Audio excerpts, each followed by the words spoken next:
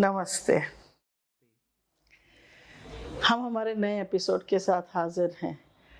आज हम वाराणसी में हैं और हम बात करेंगे फादर मजू मैथ्यू के साथ और बाद में सिस्टर उत्तमा के साथ। तो चलें। Thank you. Welcome to our show. Welcome to our show. Thank you. हम यहाँ बैठे हैं अस्मिता के ऑफिस में। आप अपने काम के बारे में बताएं। आज आप यहाँ उपस्थित हैं, ये अस्मिता प्रांगण है जो काशी के इस पावन धरती और नगरी में है।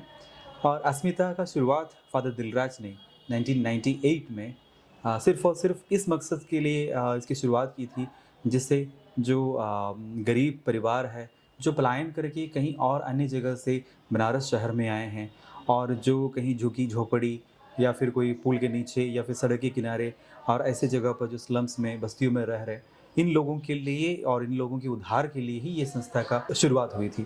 From then on we have been actively getting involve with various issues of the people, especially the migrants. For example, the education part of it, the healthcare part of it, the entitlement part of people's issues, then their evictions rights, their gender equality, and then various other issues that are emerging on the go.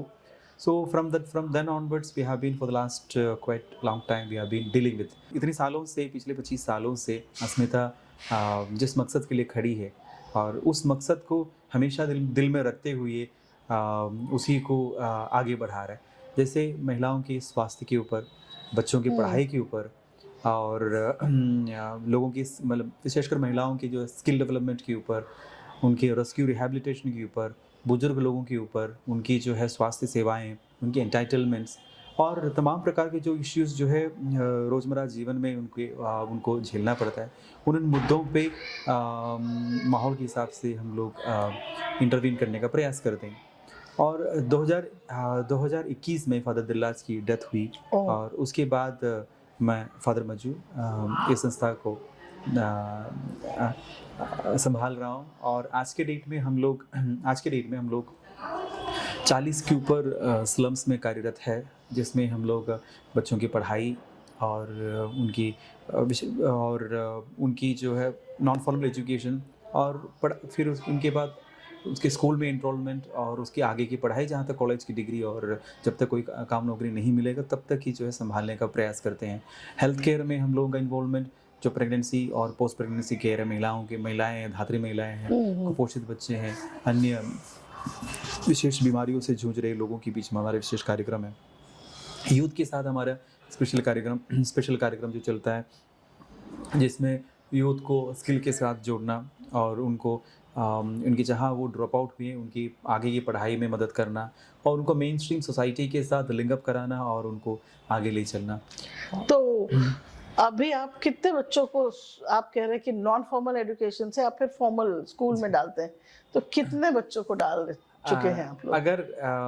अगर इस साल की अगर बात करें, हम लोग लगभग आज के डेट में हमारे अलग अलग सेंटर्स पे, हमारे 9 जगह पे हमारे नॉन फॉर्मल सेंटर्स चलता है और 9 सेंटर सब मिला के 250 के ऊपर बच्चे हमारे अलग अलग सेंटर पे आज के डेट में पढ़ाई कर रहे हैं। जैसे 1 साल की पढ़ाई बीतने के बाद उनको मेन स्ट्रीम स्कूल में हम लोग एनरोल करने का प्रयास करते हैं। तो कहाँ डाल रहे हैं आप, सरकारी स्कूल में? नहीं, जहाँ कहीं उस बच्चे के नज़दीकी जो उनके घर और उनके जो है बस्ती के सबसे नियरेस्ट जो भी स्कूल रहेगा उस स्कूल में प्रयास करते हैं। और ज़्यादातर हमारे बच्चे जो है प्राइवेट स्कूल में ही जाते हैं, क्योंकि वो क्या कारण है? क्योंकि उसमें एक्सपेंस लगता होगा। नहीं, सरकारी स्कूल में तो एक्सपेंस नहीं लगता है, प्राइवेट स्कूल में तो एक्सपेंस लगता है। लेकिन सरकारी स्कूल में तो आप जान ही रहे कि उनकी पढ़ाई की जो है क्वालिटी बहुत कम ही रहता है। तो जैसे विद्यालयों में टीचर्स की अनुपस्थिति और उनकी प्रॉपर इंफ्रास्ट्रक्चर की उपलब्धता ना होना और अन्य कारणों से जो है। और हम लोग पिछले कई सालों से ये भी देखे हैं कि जहाँ कहीं हम लोग सरकारी स्कूल में बच्चों को एनरोल किए हैं, वहाँ सस्टेनेबिलिटी बहुत कम रहता है और उनकी जो है नॉलेज लेवल और उनकी जो है टीचिंग लर्निंग स्किल उस हिसाब से प्रोग्रेस नहीं होता है। तो कहीं ना कहीं हम लोग जब कोई ऑप्शन नहीं होता है तब जाके कुछ सरकारी स्कूल में प्रयास करते हैं, ना तो फिर ज़्यादातर जो है प्राइवेट स्कूल में ही। सिस्टर, थोड़ा सा आप अपने बारे में बताएं कि आप यहाँ पे क्या कर रही हैं, आपका नाम? पूरा आप कहाँ से हैं, थोड़ा सा अपने बारे में बताएं। मेरा नाम तो सिस्टर उत्तमा है। मैं queen of the apostles congregation में से बिलोंग करती हूँ। यहाँ मैं जुड़ी हूँ लेट फादर दिलराज के साथ। जी। तो मैं नर्स हूँ प्रोफेशनली। ओह अच्छा। हाँ, नर्स हूँ। जीएनएम का ट्रेनिंग पूरा किए हूँ। उसके बाद कुछ साल मैं अपने संस्था के डिस्पेंसरी में काम की हूँ। ज़्यादातर महिलाओं के साथ डिलीवरी, बच्चों को वैक्सीनेशन, ये सब काम की हूँ। स्नेक बाइट पेशेंट्स को भी सेवा की हूँ। उसके बाद हमारे संस्थापक का एक वाक्य है कि घर में बैठ के मत रहो, हाँ। बाहर निकलो, मुंह खोलो और बोलो। तो वही एक वाक्य मेरे मन में हमेशा गुजता रहा। जब फादर के साथ मैं एक मिशन स्टेशन में रह रही हूँ, वहीं से हमको लगा कि हाँ नहीं, हमको डिस्पेंसरी में बैठना नहीं है।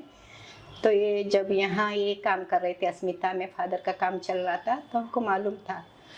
तो इनसे हमको तो मुलाकात हुई थी, हम जानते थे फादर को। तो फिर मैं हमारे अधिकारियों से पूछ के इनके संस्था में। तो आप काफी साल से यहाँ पे? 15-16 साल से काम कर रहे हैं। तो बताइए आपका काम किस तरह से है? यहाँ हम लोग तो ज़्यादातर झुंगी झोपड़ी में, जैसे लोग एक जगह से दूसरे जगह, उन्हीं के साथ 25, अभी हम लोग 26 झुंगी झोपड़ी में स्वास्थ्य का काम कर रहे हैं। ज़्यादातर हम लोग ध्यान दे रहे हैं गर्भवती महिलाओं पर, धात्री महिलाओं पर और कुपोषित बच्चों। इसमें अगेन यही पूछूंगी कि सरकारी अस्पताल में किस तरह की सुविधा यहाँ पे मतलब मिल पा रही है, खासकर प्रेगनेंसी के टाइम, डिलीवरी के टाइम? खैर क्योंकि हम बहुत सारा न्यूज़पेपर में पढ़ते रहते हैं, काफ़ी बार अलग अलग हादसे हो जाते हैं। हाँ, तो हम लोग जैसे कि हमारा जनरल मेडिकल कैंप रहता है, तो हम लोग डॉक्टरों को बुलाते हैं जी। और झुंगी झोपड़ी में वो कैंप लगा, जनरल चेकअप या गर्भवती महिलाएं या धात्री महिलाओं, बच्चों के लिए। लेकिन हम लोग सरकारी अस्पताल से में ताल्लुक़ रखते हैं।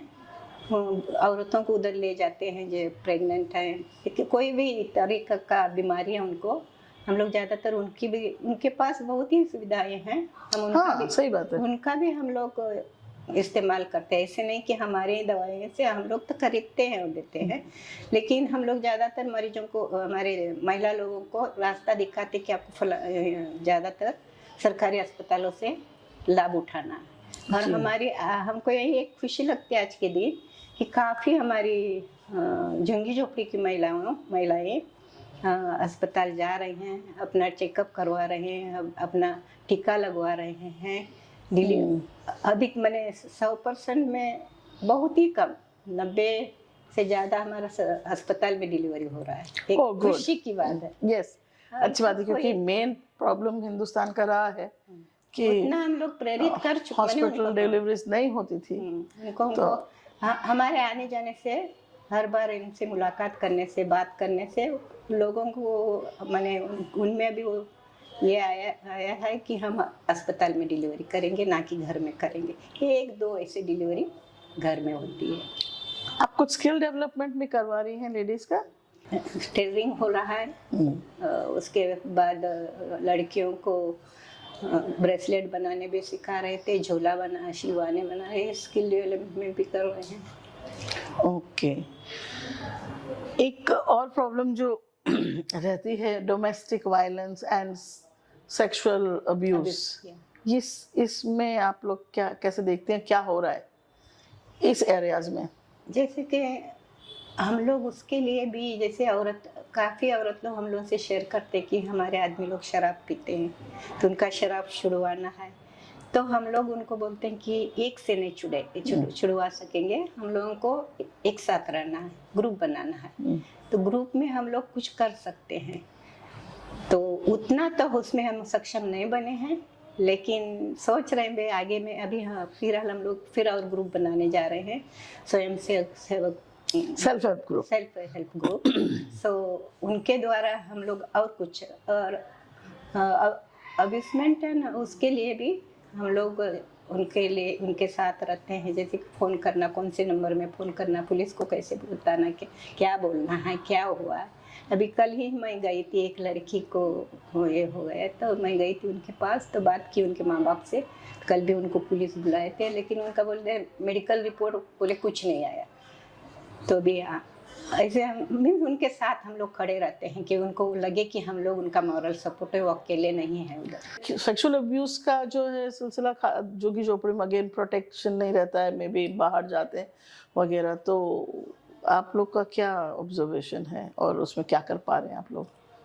जैसे कि अभी हम लोगों का नॉन फॉर्मल एजुकेशन है तो झुग्गी झोपड़ी में है, तो कुछ बच्चे तो नॉन फॉर्मल एजुकेशन से जुड़े हैं, जो घर में हैं तो घर में रहते हैं, उतना तो उन लोगों के लिए सुरक्षा नहीं है। लेकिन जैसे कि उनका जो माहौल जो है, एक साथ रहने का, कोई ना कोई उधर रहता है। अच्छा। एकदम खाली नहीं रहता है झुग्गी झोपड़ी, कोई ना कोई, जैसे कि बुजुर्ग लोग हैं, कोई ना कोई रहता है। फिर भी मैं सोचती उतनी सुरक्षा नहीं है। कोई भी कैसे भी फुसला करके बिस्किट खाने के लिए या कुछ देने के बच्चे चले जाएंगे, तो उतना तो है। लेकिन इतना ज़्यादा हम, लेकिन यहाँ पर ज़्यादा ये झुग्गी झोपड़ी में चाइल्ड मैरिज बहुत ज़्यादा है। बहुत ज़्यादा है। ओके। वो भी रुकवाने के लिए हम लोग काफ़ी कोशिश कर रहे हैं, काफ़ी कोशिश कर रहे हैं। अभी कल की परसों हम लोग एक 15 साल की लड़की, 5 महीने की प्रेगनेंसी है, गर्भवती है, सरकारी अस्पताल में ले गए थे डॉक्टर से चेकअप। उनके पास ना आधार कार्ड है ना कुछ है, तो हम लोगों को एनिमेटर के फ़ोन नंबर से जुड़वाना पड़ता है। तो डॉक्टर लोग जानते कि ये जो से आए हैं फलाने जगह से, तो वो कर लेते। लेकिन बोली डॉक्टर साफ कि इसकी डिलीवरी हम नहीं लेंगे, क्योंकि अंडर एज है ना, 15 तक वो लोग नहीं लेंगे। तो कौन करेगा? वो प्राइवेट में जाएंगे, फिर सरकारी में नहीं लेंगे। सरकारी नहीं लेंगे क्योंकि उसका एज नहीं है ना। और प्रेगनेंसी तो है ना? प्रेगनेंसी है, बोले वो लोग नहीं लेंगे। कितने साल से आप यहाँ हैं? अभी आपने टेक ओवर तो 21 से किया है एज हेडिंग दिस ऑर्गेनाइजेशन। मैं 2018 से अस्मिता संस्था के साथ जुड़ा हूँ, और उसी समय से लेके और अभी तक अलग अलग जिम्मेदारी में मैंने काम संभाला। और शुरू में हम लोग, हमारे एक मेजर प्रोग्राम था जो चाइल्ड लाइन। हाँ। जो चाइल्ड लाइन जो बनारस, पूरी उत्तर प्रदेश की सबसे पहला चाइल्ड लाइन यूनिट यही बनारस का था। और उसमें 2008 से हम ही लोग पूरे शहर का जो रेस्क्यू रिहैबिलिटेशन अंडर 18 बच्चों का जो हेल्पलाइन नंबर हमारे ऑफिस में ही बचता था पिछले 2013 तक, और उसके बाद गवर्नमेंट ने टेक ओवर किया। और इसमें भी पूरे बनारस में कम से कम, मतलब एक एवरेज के हिसाब से अगर देखा जाए तो चाइल्ड लाइन में हमारे पास सिर्फ हमारे इस यूनिट में ही लगभग 70 से 80 बच्चों के केसेस एक महीने में हमारे यहाँ रिपोर्ट होता था। Okay. जिसमें हमारे राउंड तक लोग दिन और रात हमारे यहाँ स्टाफ रहते थे, जिसमें तमाम प्रकार के घर से भागने वाले बच्चे, newborn babies, thrown away, child labour, child marriage, sexual abuse, physical abuse, children not getting admission in the schools, children not getting proper treatment, FIR not being registered, what counseling cases, missing cases and all sorts of cases हमारे यहाँ report होता था। और तुरंत 30 minute के अंदर हमारे यहाँ से स्टाफ उन बच्चों तक पहुँचते थे, उनको रेस्क्यू करना होता था। रेस्क्यू तो पिछले 10 साल में हम लोगों ने कम से कम लगभग 9000 से ऊपर बच्चों को रेस्क्यू किए हमारे अस्मिता के माध्यम से। ओके। तो अभी आपको क्या ये जो नहीं कर रहे हैं अब आप, मतलब सरकार ने अपने आप करने का निर्णय लिया है, तो कोई भी आ रहा है आपके पास कि फिर भी, क्योंकि आप पहले से थे? हमारे पास ये जो है एक टेलीफोनिक हेल्पलाइन नंबर था जी, मुझे तो जिसकी वजह से क्या है कि जो भी बच्चे को दिक्कत होता था वो ऑफिस में डायरेक्ट वो सीधे नंबर पर फ़ोन करता था जी। तो आज भी जो है कॉल्स जो है डायरेक्ट नंबर पे जाता है, उसी नंबर पे जाता है wherever they are operating it from. लेकिन बच्चे जो है हमारे जान पहचान के जो एक बार आए हैं और इस तरीके से जो केसेस जिनको ऑलरेडी हमारे ऑफिस के बारे में पता है तो वो डायरेक्ट हमारे यहाँ आ जाते हैं, तो फिर हम उनको DCWC या फिर DCPU रेफ़र करते हैं। तो कल भी हमारे पास 2 बच्चे आए थे, तो इसी तरीके से केसेस और आज भी लोग हम लोगों को याद करते हैं ऑन ग्राउंड। आप क्या कहेंगे, आपका कौन सा सबसे सक्सेसफुल प्रोग्राम चल रहा है आपके प्रोग्राम्स बताएं? हम लोग अगर कहा जाए तो हम कोई स्पेसिफिक प्रोग्राम नहीं चलाते कि ये एक प्रोग्राम, ये दूसरे एक प्रोग्राम। हम अलग अलग टाइम फ्रेम में अलग अलग ज़रूरत के हिसाब से उस वहाँ पे रेस्पॉन्ड करते हैं। तो देखा जाए तो हमारे एक एक सिग्नेचर प्रोग्राम जो रहा है वो नॉन फॉर्मल एजुकेशन। तो Okay. उस समय हमारा मतलब उसके अंतर्गत हम लोगों ने हम लोग बच्चों को उसको मतलब कूड़ा उठाने के लिए, क्योंकि ज़्यादातर जो है जिस कम्युनिटी में हम लोग लगे हैं उनकी ऑक्यूपेशन जो है ऑक्यूपेशन कूड़ा उठाने का है। कूड़ा उठाना मतलब रैक पिकिंग हो गया, फिर उसके बाद मतलब रोड की साफ़ सफाई हो गया एज अ लेबरर, फिर उसके बाद भीख मांगना किसी कम्युनिटी का मेन, और उसके टॉयलेट साफ़ करना, इस तरीके के काम में लोग लगे हैं। तो अक्सर बच्चे भी इन पेरेंट्स के साथ निकल जाते हैं, तो हम उन बच्चों को है रोकने का प्रयास करते हैं और उनको बेसिक एजुकेशन देके कम से कम थोड़ा बहुत पढ़ना लिखना सीख ले। फिर उसके बाद उसमें से कुछ ज़्यादातर बच्चों को स्कूल में एनरोल करने का प्रयास करते हैं। अर्ली एज जो एजुकेशन है, जो बेसिक रीडिंग एंड राइटिंग, हमारे वजह से इतने सारे स्लम्स में आज आने लगा है। अब जो है एक नेक्स्ट लेवल पे हम लोग जाके जो स्पेशली जो बच्चे स्कूल जाना शुरू किए, 4th क्लास 5th क्लास तक पहुँचे हैं और या फिर ड्रॉप आउट होने के कगार में है, तो उनको थोड़ा और सपोर्ट करके कम से कम 10वीं 12वीं तक पहुँचाने की एक मेजर पुश हो रहा है। तो और चाइल्ड लाइन ऑफ कोर्स हमारी एक अलग पहचान था, तो उसमें हम लोगों का बनारस शहर में बहुत अच्छा खासा एक इम्पैक्ट और इम्प्रेशन क्रिएट कर पाए। अस्मिता का फुल फॉर्म कुछ है, एक्रोनिम है ना? Asmita stands for Association for the Socially Marginalized Integrated Therapeutic Action। और बेसिकली अस्मिता का जब नाम के बारे में फादर दिलराज सोचने लगे तो कई सारी चीज़ें उनके फादर के दिमाग में आए, तो फाइनली जाके बहुत सारे नामों में से अस्मिता चुना गया, क्योंकि Asmita stands for basic human dignity.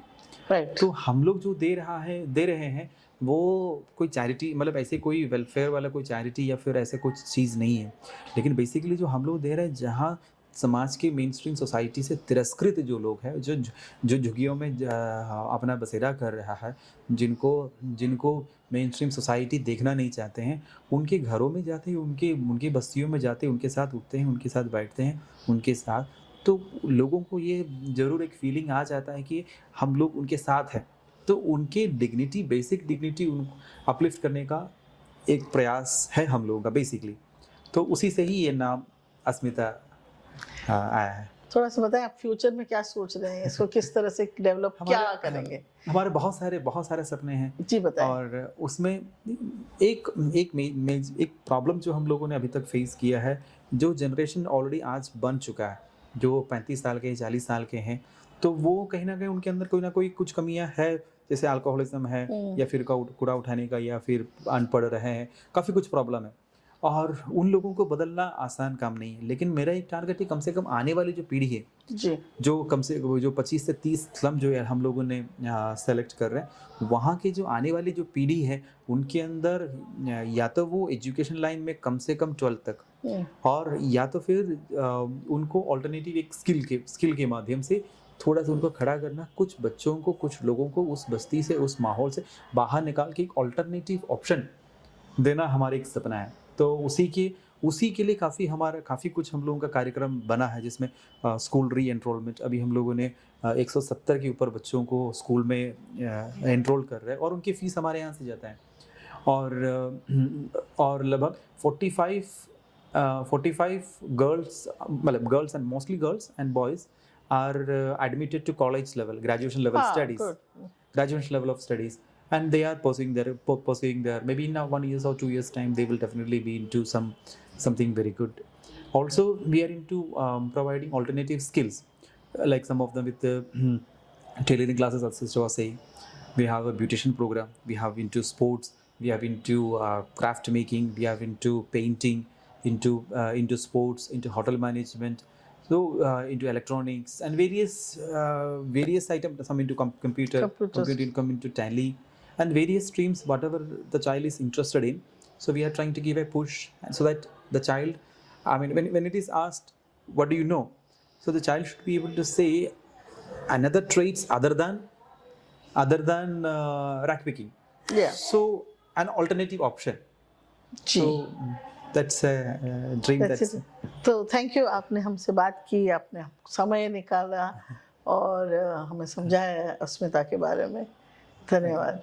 So thank you so much, thanks for the तो आपने देखा कि किस तरह से अस्मिता यहाँ वाराणसी में कई सालों से काम कर रही है, यानी कि 27 साल से, और किस तरह से उनका काम खासकर एकदम जो हास्य पे लोग रहने वाले उनके साथ काम करती है। आप डेफिनेटली हमारे वीडियोस पे कमेंट कीजिएगा, बताएं कि आपका क्या मानना है, और हम आपके वीडियोस पे जो आप कमेंट करते हैं उनको डेफिनेटली हम जवाब देंगे। हमारे वीडियोस को लाइक कीजिएगा, शेयर कीजिएगा, डेफिनेटली सब्सक्राइब करिएगा। नमस्ते।